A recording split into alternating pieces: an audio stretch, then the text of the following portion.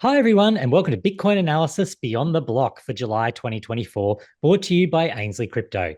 My name's Chris, and today we're back again with our expert panel, Joey and Isaac. How are you going today, gents?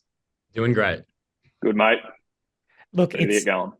We are ready to get going because there's action right now as we speak. We're recording this back on Tuesday. People will probably be watching this later in the week, but we've had the Bitcoin price really breaking out.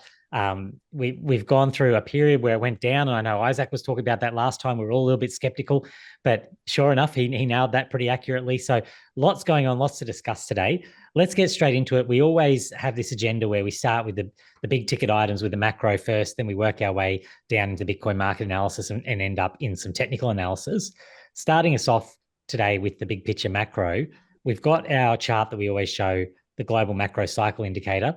Joe, I'll start with you here. Still being sluggish. We're still sort of down at the bottom end of that scale, even though we're in that sort of mid-cycle. Has anything really changed? What's going on there?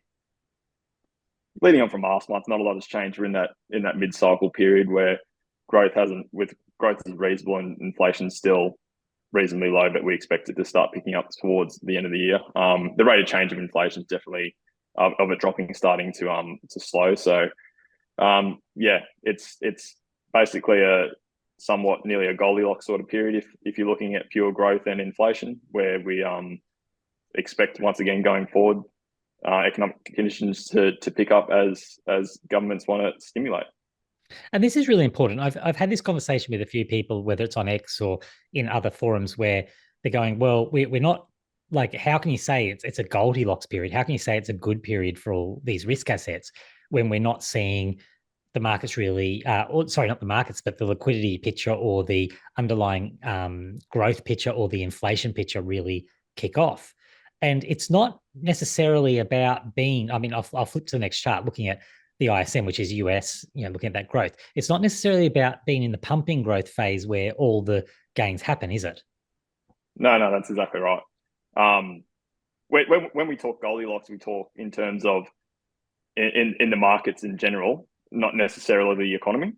So we need to separate those two things, remembering that liquidity drives markets, market drives the economy. So if we do see those sluggish numbers in the data for the economy, you can expect that governments will want to stimulate the economy by injecting liquidity, which is well received by markets initially.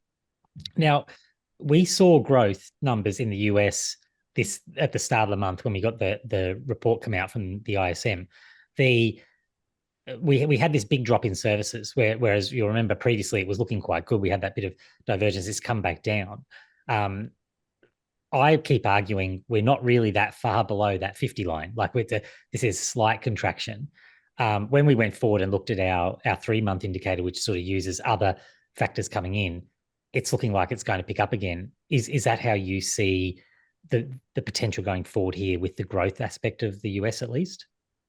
Yeah, so and we'll see in the later charts as well, with inflation coming down and unemployment starting to pick up slightly, we do expect governments to start to stimulate in that. And we're looking at the CME futures for rate cuts potentially coming in next month as monetary policy will start to loosen, and injecting liquidity into the markets and therefore the economy. So this is a very slow moving chart.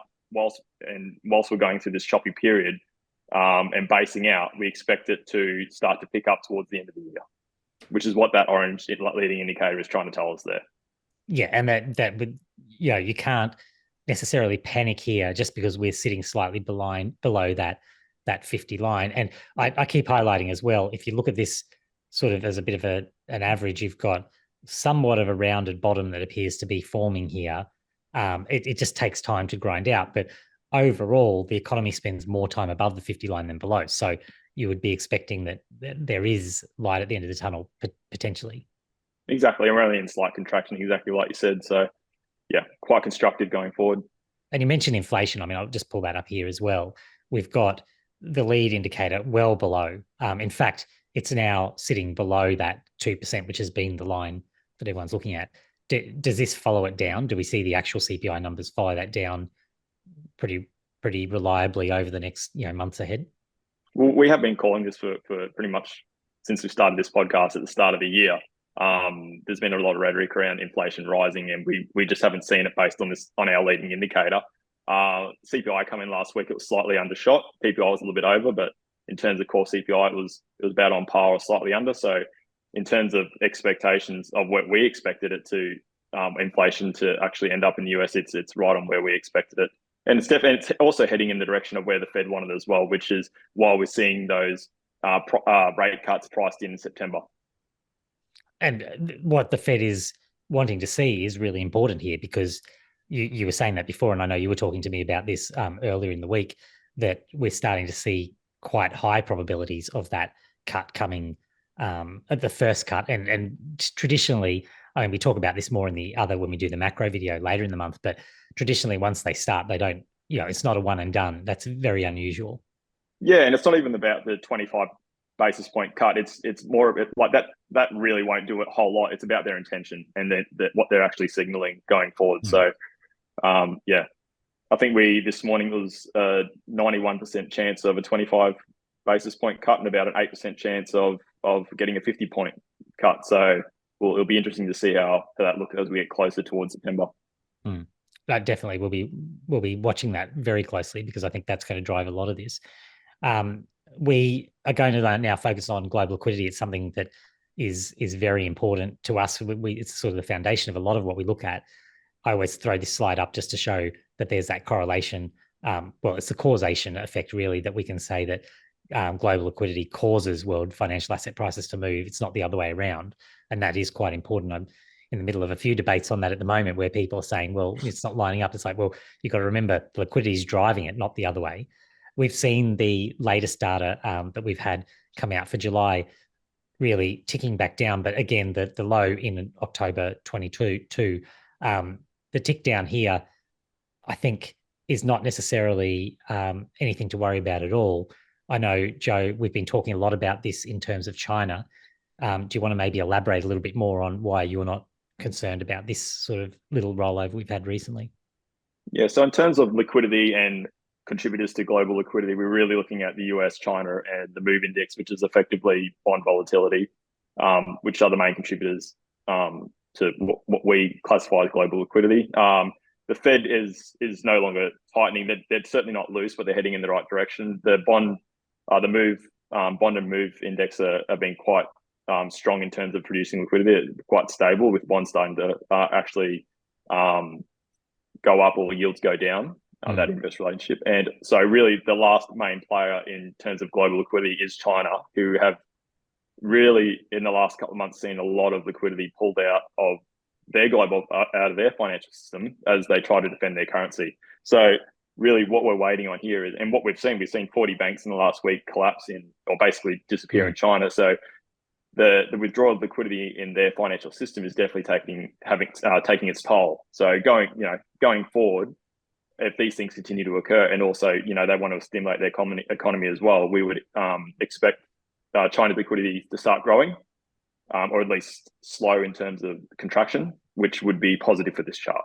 I mean, I think, and I'll flip over to our heat map looking at it, I think China is going to come back very aggressively, because at some point they go, well, defending the currency hasn't worked, like it clearly hasn't. So I think they're going to come back roaring with liquidity to go, well, if it's not going to work that way, we'll try it the other way, which is to actually boost the growth side of it. It seems like that's what we're setting up for. Yeah, I 100% agree. And you look at this chart, right? Like we've got, you can clearly see big patches of green starting to emerge. So the global story is certainly improving. And even the reds, look over this last month, a lot of where the red was reducing in several countries, because remember all the countries are listed down the left here. The red is dissipating. It's only those last few holdouts that are holding us back, is how it feels to me. Yeah, 100%. So that last little bit that you pointed out there with Europe, they had obviously quite tight conditions towards the end of 23. So that basing effect, that's what I mean in terms of slowing in contractions. Even if they're starting to slow their contraction, that ends up being liquidity positive. So that's effectively what's happened in Europe there. And we also look at that at the weekly level. So the latest weekly data here, this probably aligns, the little sort of squiggly end we've had here probably aligns pretty much with what we've seen. And we'll obviously get to you shortly, Isaac, talking about Bitcoin, but it's what we've seen recently, that sort of chop around uncertainty, it boosted up, it dropped back. I would argue this is almost matching it one for one of what we saw happen. In terms of Bitcoin? Yeah. Yeah, I agreed. So we basically just chopped sideways for the last few months after having a significant run up, and it's expected in terms of not just Bitcoin's technical price action, but in terms of liquidity that we're basically where we started last quarter. And I would expect this arrow, like I'd expect this to keep going if that sort of low is in. So that could be very positive. I mean, we'll get onto the technicals in a minute. We always focus on Bitcoin, and we talk about this here: global liquidity, monetary inflation hedges, and US CPI. Monetary inflation hedges being gold and Bitcoin. And when you look at sort of the market cap situation of that added together, you can see it tracks pretty well with the onwards and upwards march of global liquidity. All of that sort of distilled down to why we look at Bitcoin specifically. I think this chart is fascinating. I think we're going to see potentially a little dip. It depends how this month goes, because this price is the average Bitcoin price for the month. So fascinating to me that it really didn't dip. Do you have any sort of insight on that, Joe, like of your thoughts of how it's held up? Well, yeah, just to clarify what you're talking about, not having that dip. So it's the average price of all of June. And obviously we had that large correction down to 50, 53, 54 at the start of this month. So don't be surprised next month if we see that blue arrow pointing down a little bit, even though currently we're sitting with the price action over the weekend, we're up to about 64. So actually not that far off that average price anyway. Well, and that's what I mean. The average is really interesting, isn't it? When you look at it and you don't just spend all your time caught, like people talk about separating the signal from the noise, right? This to me is a bit of a signal move, because you go, well, okay, over the month, it didn't really move when we thought it was moving quite a bit back in June. And then you go, well, even for July, we had that big dip. But if we end up higher and the average is somewhat there, it really hasn't moved, right? That's the mindset we're trying to get around it. And like Isaac will probably go through the sentiment stuff later on as well. There's nothing like a bit of choppy price action and a few months to pass to drive sentiment lower. Yes. Yeah, it just flushes out all the weekends too, which is good for the next leg up. Absolutely. And I think the point, just to reiterate, the point I'm trying to make here is that sometimes how you choose to look at the market matters, because it's very easy to get fearful on massive drops that, when you step back a bit, look pretty smooth on a chart. So it does matter. I mean, getting to that point, we'll get into some of that market analysis now. Isaac, we'll come back to you here and really look at some of the charts that you've brought along, because you did get this very accurate over the last 2 months, where you're warning us about the potential for things to happen from that more technical side of things, but specifically looking at the market side of it at the moment. You start off with this score that you've talked about quite a lot, the Bitcoin market value to realized value. Can you update us on where we are here, sort of as a lead into looking at the broader picture of what's actually been going on beneath the surface? Yeah. So over the past few months, we've actually had quite a large flush down the MVRV score. So that's just the orange line down there. So essentially it's a deviation score from the market price and the realized price, which is just that blue line there, okay? So overall, since the market low, we've sort of been trending up with the realized price. So you can view it as the aggregate accumulated Bitcoin price that most holders have Bitcoin at. So right now, when the orange line is decreasing, that's actually quite bullish from where we are right now, especially where we are on the cycle after the halving. So you can see in terms of where previous halvings have been, this is typically what tends to happen around this region. You start to see a few drawdowns, a bit of consolidation before the next leg up, which is generally that euphoric rise up. But obviously we can see, I've gone over this in previous videos, we can see that the deviation score has been decreasing over time. And that's just the fact and the nature of how assets play as they tend to age. It tends to get less volatile as it ages, but we're still looking for that around that 5-6 mark for me personally, but always ready to reevaluate based on new information that I take in. Okay. So yeah. Question on this. If we had, like, I could theoretically draw a line down that's just gotten a bit steeper, and that's the top, right? And that this is some of the rhetoric, not necessarily in these terms, but this is some of the rhetoric you see on X, or that you see in the market, with people saying, no, the top is in, this cycle isn't going to be like the others. I don't think you see it that way, but you could see why people sometimes make these. It's pretty easy to draw a line wherever you like, isn't it? Another one is this 5-point, I think it's the 5.8 theory, where it's like the divisor of each cycle. It becomes 5.3 You Right. divide it and it works out less every time. And people are, if you extrapolate that over a few cycles, it doesn't mathematically make sense. It means the asset won't move at all after a few cycles. So really those theories at some point have to be thrown away. Um, like they can't keep obeying that rule per se for too long. So here where we are now, I'm still expecting to see that push up. And that's a really good point, because you can't just rely on any one of these indicators, and we'll go through a few more, but you can't rely on any one of them. It's the collective view of all of them, because they're all going to break down. You can't just keep saying, well, it's always going to be that smaller, because it ends up being mathematically nothing. If you like that they break down, you need to look at the whole picture. You also, an area where you take us down that really probably supports that point is this fear and greed stuff. Yeah. Big drop there. Interesting now here, we've actually had such a large flush down. So I think we hit around the 20th mark in the index there. So this is more the macro fear and greed index here. That's quite a big flush in my eyes. And relative to where price is positioned, I think price is doing incredibly well, actually. So we've essentially flushed out a lot of weak hands with the past move. It's a lot of capitulation, the Mt. Gox stuff, the Germany stuff. A lot of weak hands were thrown out, even on the retail side.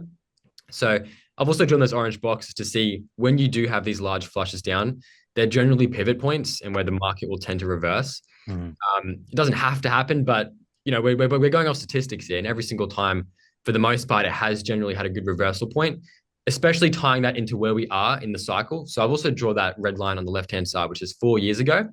That was where we are now 4 years ago. So it's pretty promising. So we obviously had such a large increase there.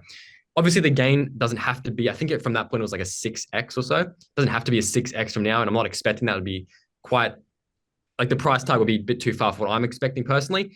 But generally speaking, that's quite promising, seeing that what's ahead and where we are in the sentiment score. We even had a little bit of a reset on the previous, if you go back to that previous chart there, we had a bit of a reset before we had that leg up, which is sort of what we're forming right now. So it is looking like it's priming up for something coming into Q4. Yeah.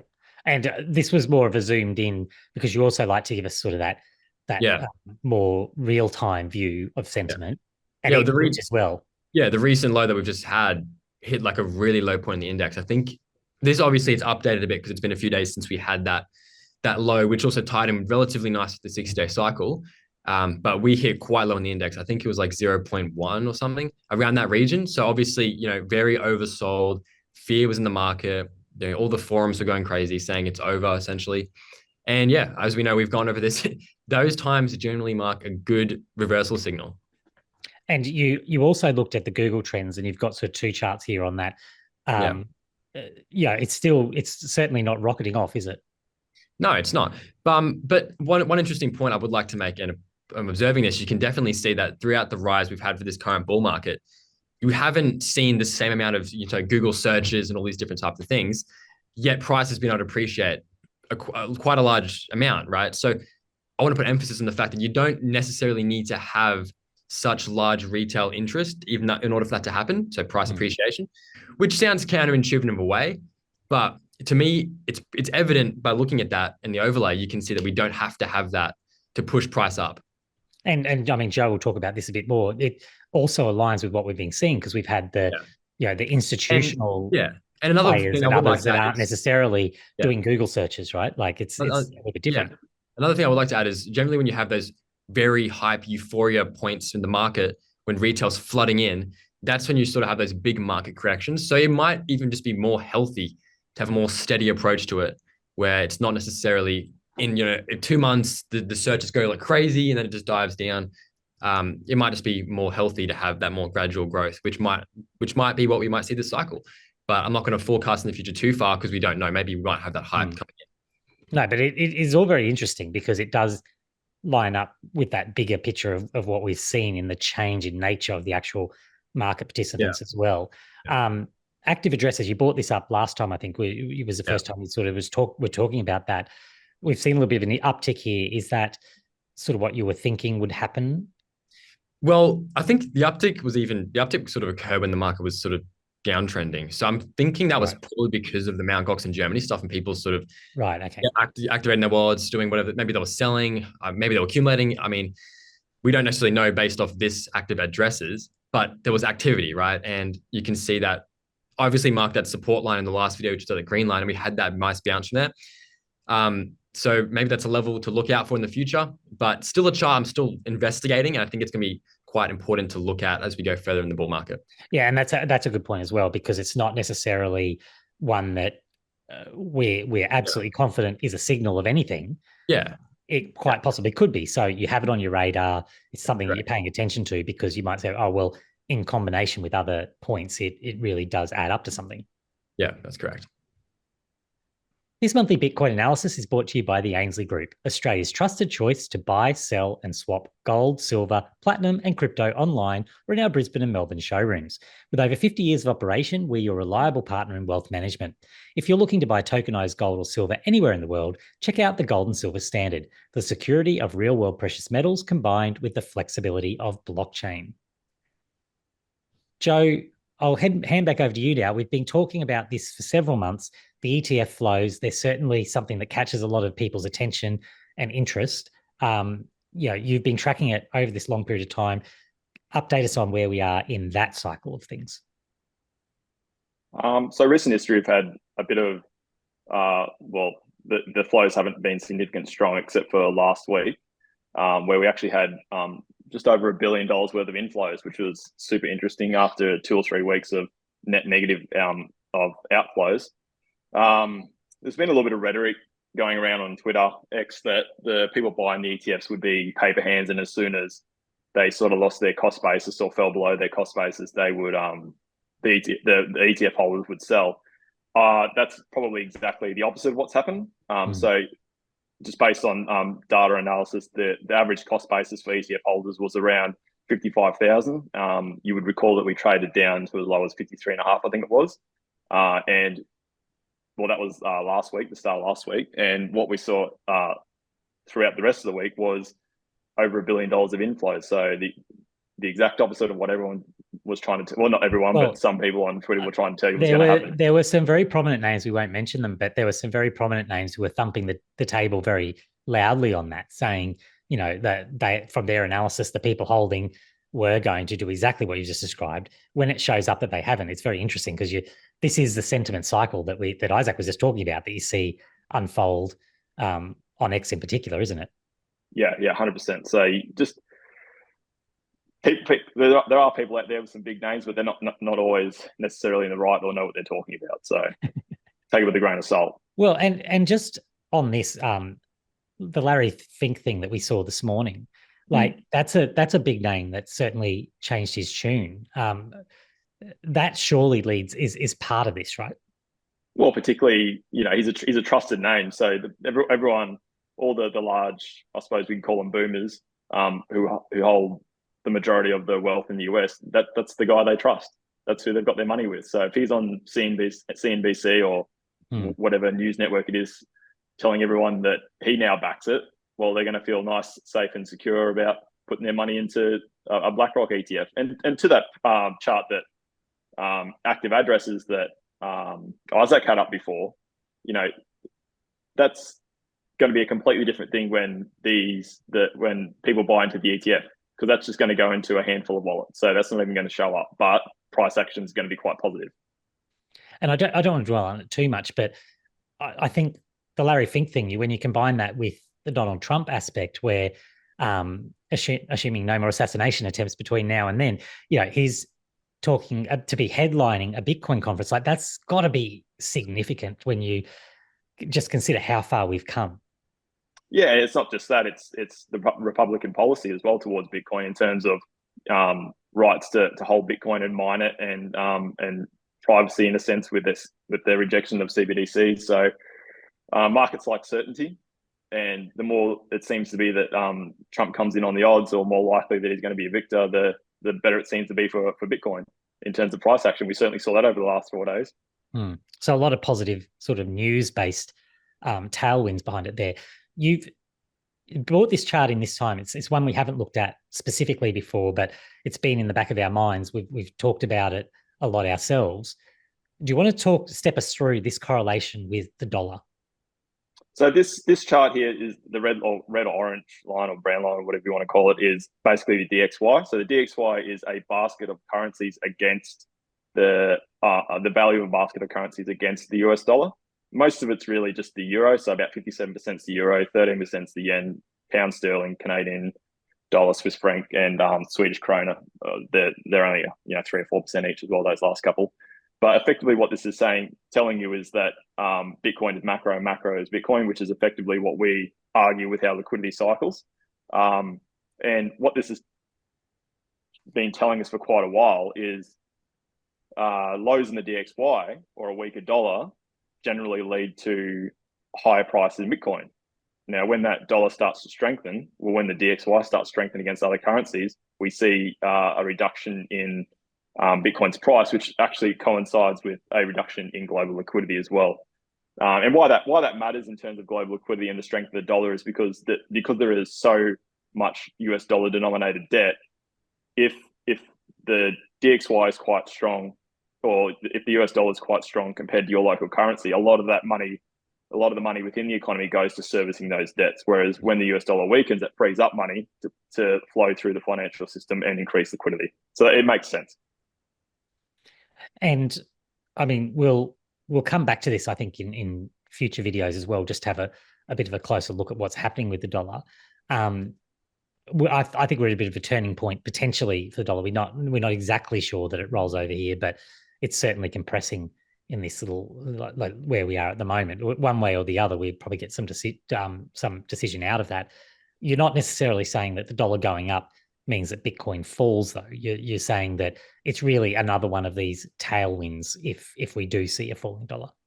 Yeah, 100%. And chopping sideways, doesn't necessarily mean that Bitcoin goes with the ebbs and flows of the dollar as well. There's plenty of instances where the dollar chops sideways or even slightly up, but Bitcoin performs reasonably well. We're just talking about in those not extreme, but reasonably large moves in the dollar where it either strengthens or weakens. We do see reasonable moves in Bitcoin. Yep. You've taken a different angle here too as well, looking at the hash rate and what we saw with miners capitulating in this latest drawdown. Do you want to step us through this a little bit? Yep. Black line is dollar value of Bitcoin, the price action of Bitcoin, and the red bars there are the decline in hash rate. So the amount of processing power that's going into feeding the Bitcoin network. If you think about miners as a business, they produce Bitcoin and then they sell Bitcoin to finance their operations. So when we see a large reduction in the hash rate, what we're actually seeing is miners turning off their miners because they can no longer afford to run the hardware, because you've got a lot of the main expense is electricity, I suppose. So they basically are running at a loss for a period of time, and then once they run for a loss for too long, and after they've sold their inventories of coins, they effectively just turn them off, which drives down the actual hash rate. So this is basically saying, comparing it to the FTX bottom in late 2022, they've effectively all capitulated, all the smaller miners, and only the strong ones are still up and running. Which is can be seen as a negative, but is obviously in the bigger picture quite a positive, because that's the capitalist market working, right? Like that's the wiping out the ones that are unprofitable and creating the next generation of profitable responses. Yeah, it's definitely a good thing, because if you think about the weak miners, the first thing they're going to do is try and sell their inventories, and that's a lot of supply coming onto the market just so that the miners can maintain their operations. So once they're out of coins or reserves, they just turn them off, which is why we see the hash rate dropping, and usually a good indicator of a reversal. Now, another one that's certainly been in the news a lot is Germany. A lot of confusion, I suppose, in the general Bitcoin population, going, why on earth would you do that if you are Germany? Do you want to maybe talk us a little bit through what's going on there and what's happening in this chart? I'm not necessarily an expert geopolitically, but I think from Germany's perspective, well, actually, they obtained the 50,000 coins from, I think it was a piracy website from, I think it was one guy who actually owned them all. So he was getting paid in Bitcoin, and he accumulated 50,000 Bitcoin over that period of time. So once they got a hold of him, they confiscated his Bitcoin, and what I have been told or what I've read, they basically had no option but to sell them.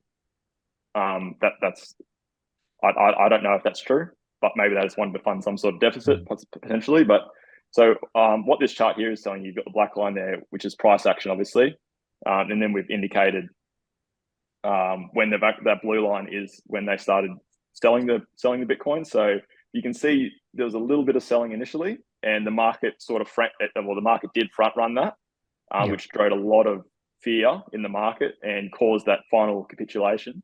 And the capitulation actually happened before Germany had even sold most of their Bitcoin. So as you can see, as that blue line ground down towards zero, the price of Bitcoin started going up.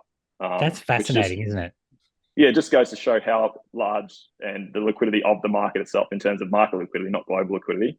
And reading through Twitter, reading through all the socials, it was panic stations while those last 20 or 30,000 Bitcoin was sold, even though it didn't in the end affect the price. So yeah, someone bought a lot of Bitcoin.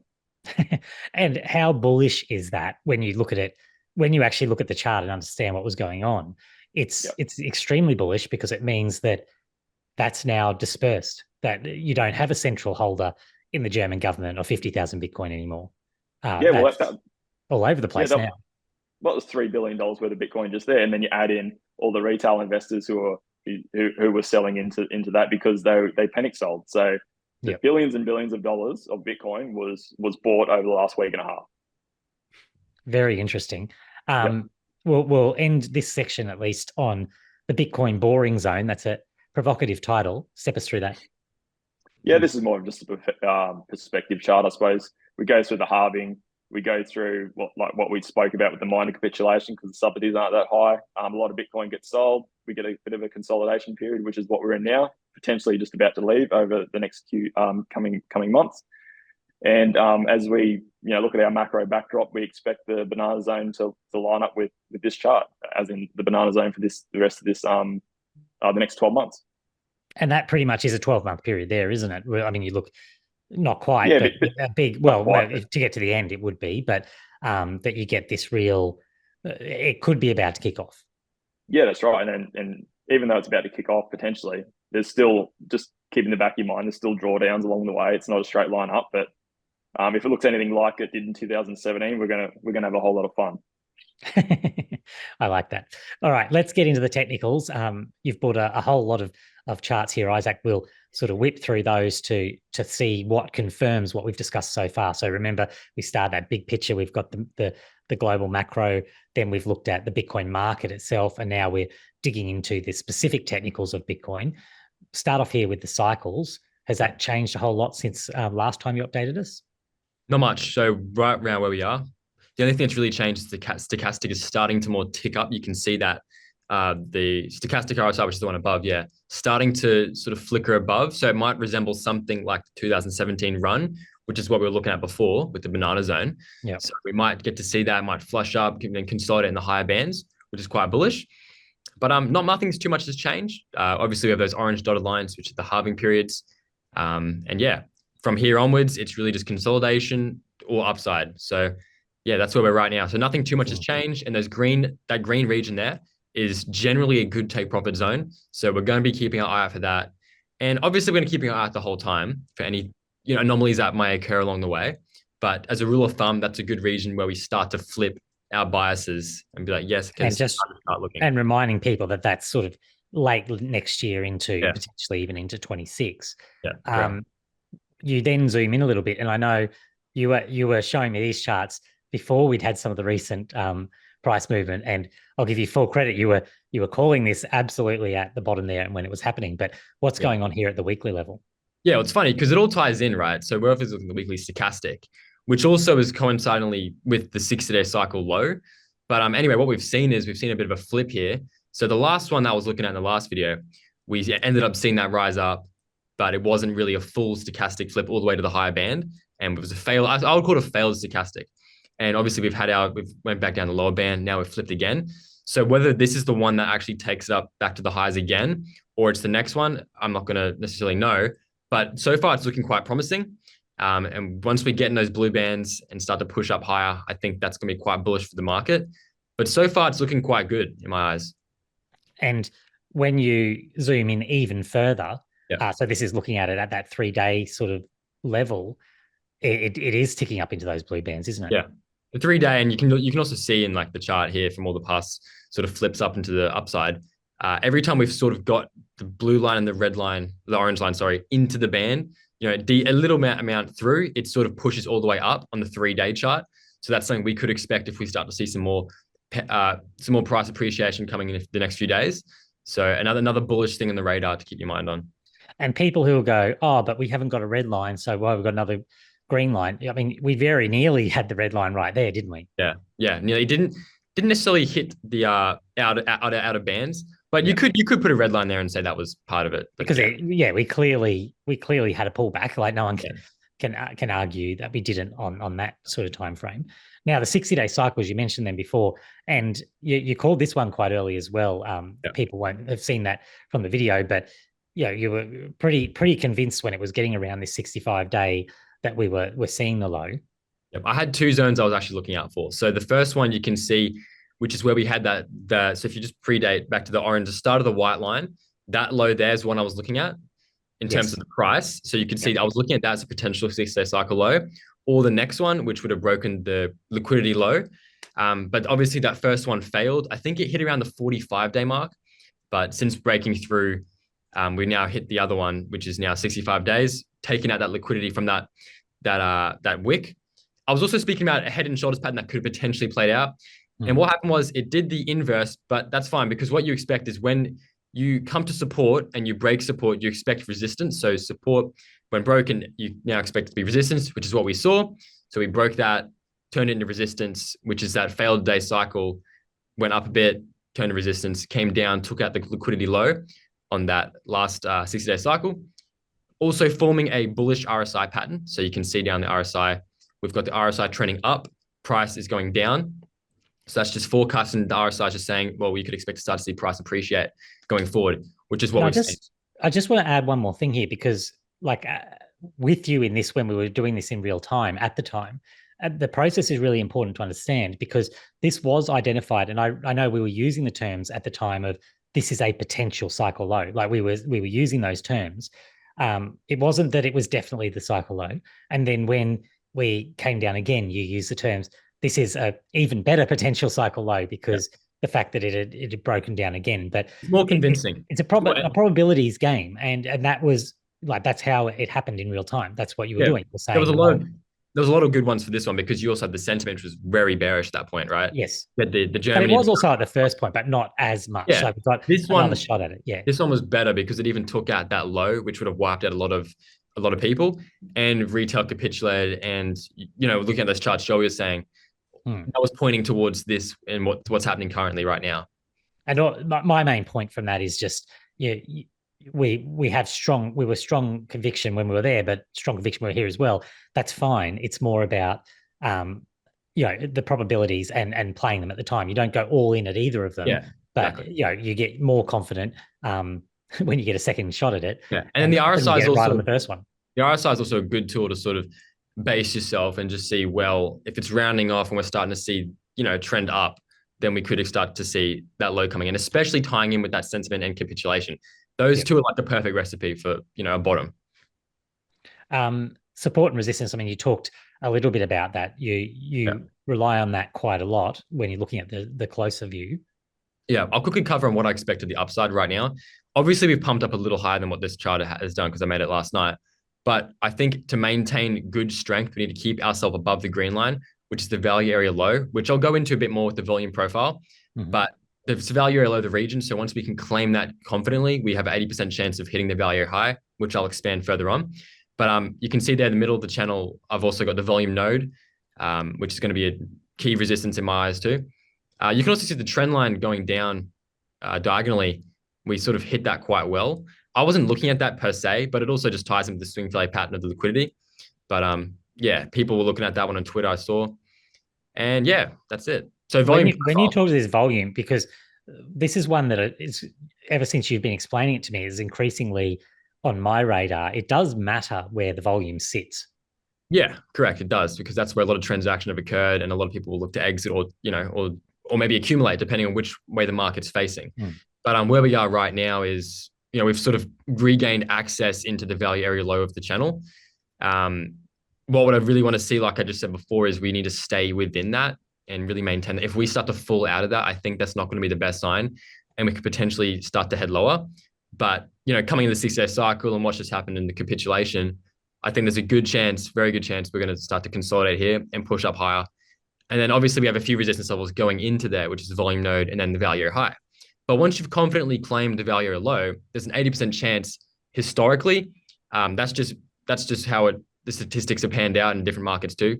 When I've studied volume profiles, that you would hit the value area high, which is that higher band at around $72,000-ish. So that's looking quite exciting. Now, this is something similar. Joe before was looking at the US dollar.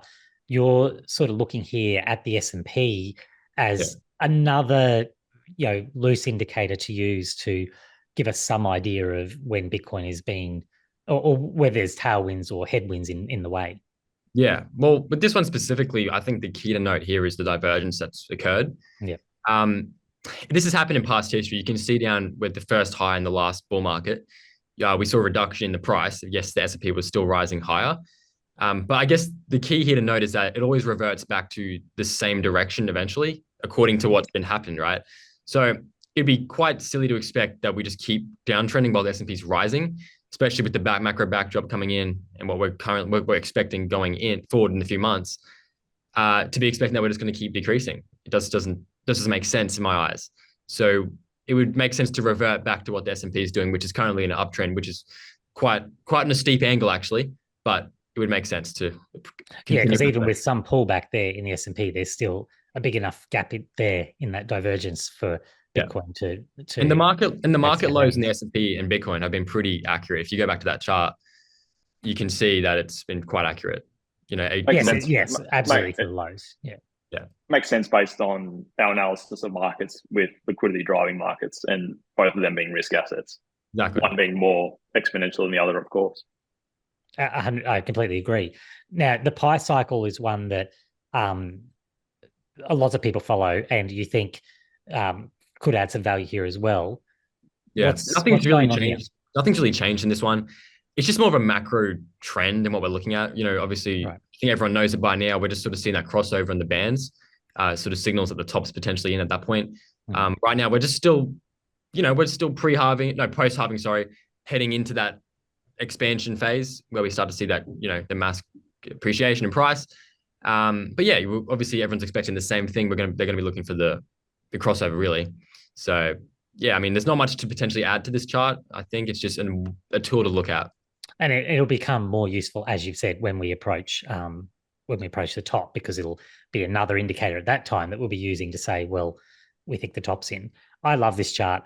Every month it's becoming one of my favorites. We were watching this very closely when you were effectively calling that low, because we're getting pretty close to this big orange band or big yellow band here of liquidity.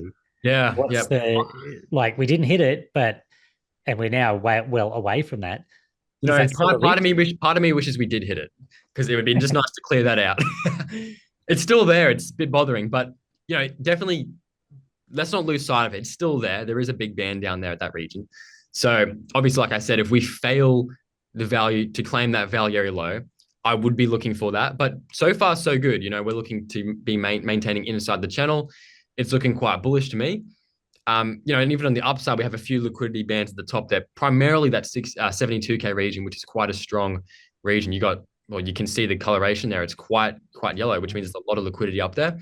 So just a question on that. Does that mean, if I was looking at this and not really that familiar, I'd be going, well, if it's a target, the bigger target's actually up ahead.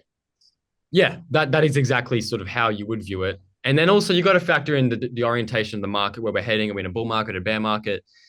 Have we had capitulation? What's our 60-day cycles looking at? Our technicals, the stuff that Joey was looking at too, positioning in the market, all those different metrics sort of go in and sort of formulate the plan. And one more question on that.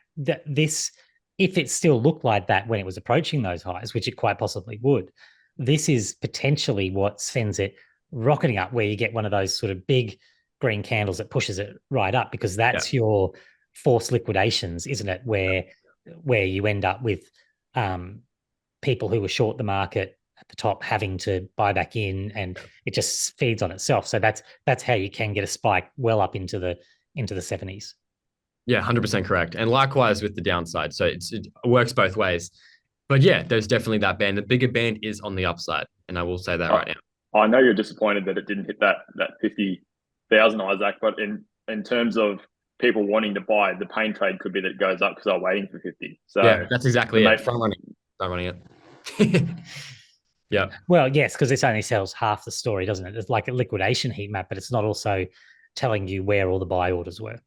And it's quite possible that the buy orders were sitting right around that liquidation price as well. Well, it makes sense. The whales on people who are accumulating a lot of amounts too would probably position themselves a bit above that amount too. So, because they're trying to front run what retail is probably looking at too. Retail's probably looking at it and saying, I'm going to buy this region. Yeah. And then it doesn't hit that region. Retail's to get back in quickly because they've missed out on the move. It fuels it from the upside. So that also marks the reversal too. Yeah. They're buying back right now. 64. Well, that's the end of the charts aspect of all of this. Thank you both for your work on that. But Isaac, do you want to wrap up first with your summary from all that technical side and where you see us next over the next month over the bigger picture? Yeah. So, obviously where we are right now and what I was going over before, I think the volume profile and claiming, we've obviously already claimed that the volume area low. I think it's going to be important to maintain above it for that push upside. Other than that, I think we're primed for a push up. Everything looks bullish. We're in the 60-day cycle time frame. We've had a capitulation event, and in my eyes, I'm leaning bullish. I'm very leaning bullish. Yeah. Joe, are you updating your usual? It's going to be good later in the year. You're getting a little bit more excited now. How are you viewing it?